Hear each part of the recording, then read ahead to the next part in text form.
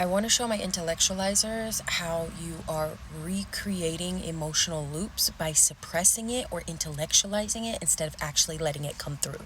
So when I say sit with your emotions, a lot of people, especially a lot of my clients, are like, what am I supposed to be doing in those moments? Nothing. You're just supposed to be letting it come out. Meaning, this is how you get into the embodiment side of the cycle you're trying to break, okay? Embodiment is literally feeling what you know up here, all right? Now, here's how you are suppressing it instead of actually feeling it. Let's say you've had a long day, all right? You've had a long day. You really just want to check in with your partner. You feel better and you're able to kind of release maybe some pressure or stress from the day when you get to talk with your partner, all right? But let's say your partner's busy. Your partner has no idea that you've had a long day. Where you suppress the emotion is, let's say when the partner finally does reach out or maybe falls asleep early or something, and something happens where you don't get to like talk to them when you want to. Let's say it takes hours after that for them to become available to talk to you. What you feel in those moments is you feel upset, you feel not important. Whatever those moments are that you feel in that, you need to let them come out. If it makes you so upset that you cry, you need to cry. You need to let it out. But here's where you intellectualize it.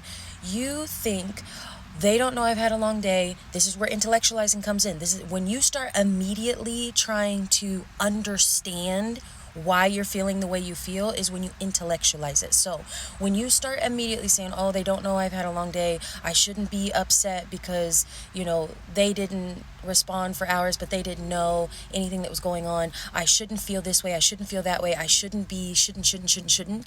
That is suppressing the emotion. This is where a healing journey, most of the time you're on like a singular kind of isolated journey, because imagine trying to feel these emotions and get these emotions out, but you have all these projections from all these other people like, oh my God, you're so sensitive. Like, why'd that make you cry? Oh my God, you're so sensitive, or you're too much, or that's not even that big of a deal.